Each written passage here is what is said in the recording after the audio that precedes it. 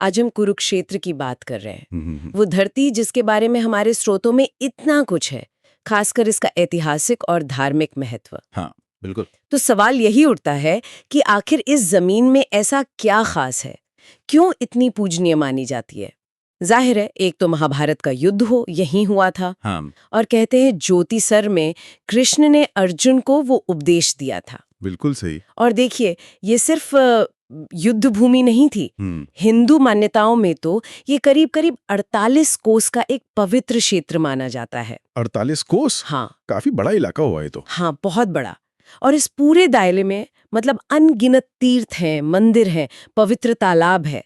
सबका संबंध कहीं न कहीं पांडवों, कौरवों, महाभारत की घटनाओं से जोड़ा जाता है। और इसका विकास भी देखिए, आर्य सभ्यता और वो जो पवित्र सरस्वती नदी थी ना, उसके किनारे हुआ माना जाता है। अच्छा, तो ये जो 48 कोस की बात है, क्या ये हमेशा से एक ही मतलब एक पवित्र यूनिट की तरह देखा गया? हाँ, पारंपरिक तौर पर तो इसे एक ही विस्तृत तीर्थ क्षेत्र मानते आए हैं। अलग अलग जगहों का अपना महत्व है, पर वो सब इसी बड़े भूगोल का हिस्सा हैं। और बात सिर्फ महाभारत की नहीं है। ऐसी मान्यता है कि इसी धरती पर ऋषि मनु ने मनुस्मृति लिखी। मनुस्मृति भी यहीं? हाँ, और ज्ञानी ऋषियों ने ऋग्वेद और सामवेद, इनका संकलन भी यहीं किया। और नाम राजा कुरु के नाम पर पड़ा। कहते हैं उन्होंने बड़ी तपस्या की, यज्ञ किए इस भूमि के लिए, यहाँ के लोगों की समृद्धि के लिए। ये तो बड़ी दिलचस्प बात है। मतलब कानून की किताब मनुस्मृति और आध्यात्मिक ज्ञान, वेद, गीता, सबकी जड़ें यहीं से जुड़ी हैं। स्रोतों में एक और चीज है, डॉक्टर आर.सी. मजूमदार का जिक्र। वो कहते हैं कि ये जगह आर्यों के आने से पहले भी महत्वपूर्ण थी। ये कैसे? हाँ, ये बहुत अहम नुक्ता है। डॉक्टर मजूमदार और कुछ दूसरे इतिहासकार मानते हैं कि कुरुक्षेत्र शायद आर्यों के आने से पहले भी एक धार्मिक, एक सांस्कृतिक केंद्र था। तो इससे ये इशारा मिलता है कि इसकी जो पवित्रता है वो शायद और भी गहरी है, सिर्फ वैदिक या महाभारत काल तक ही नहीं। कई परतें हैं इसमें।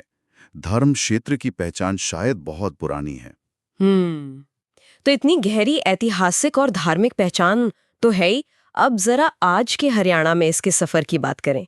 मतलब ये आज का जिला कैसे बना? हाँ, इसका आज का प्रशासनिक इतिहास भी जानना जरूरी है। जब 1966 में हरियाणा बना ना, तब ये कुरुक्षेत्र वाला इलाका करनाल जिले में आता था।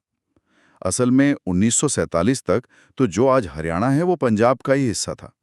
तब सिर्फ 5 जिले होते थे मोटे तौर पर: हिसार, रोहतक, करनाल, अंबाला, गुड़गांव। अच्छा। फिर बाद में महेंद्रगढ़, जींद, भिवानी, सोनीपत, ये सब जिले बने। और फिर जाकर 23 जनवरी 1973 को करनाल जिले को तोड़कर कुरुक्षेत्र जिला बनाया गया। अच्छा, 1973 में। और अगर हम आज के भूगोल के हिसाब से देखें तो कहाँ पड़ता है ये और जमीन कैसी है यहाँ की? आज तो ये दिल्ली अंबाला जो मेन रेलवे लाइन है उसी पर है। दिल्ली से करीब 160 किलोमीटर उत्तर में। नदियाँ यहाँ मार्कंडा और सरस्वती महत्वपूर्ण है। और सरस्वती का नाम आते ही मनु की वो बात याद आ जाती है। हाँ, उन्होंने सरस्वती और दृशदवती नदियों के बीच का जो इलाका था उसे ब्रह्मवर्त कहा था। ब्रह्मवर्त पुराने ग्रंथों में से वैदिक संस्कृति का केंद्र, उसका दिल माना गया है। ब्रह्मवर्त मतलब वैदिक संस्कृति का उद्गम स्थल। हाँ, एक तरह से।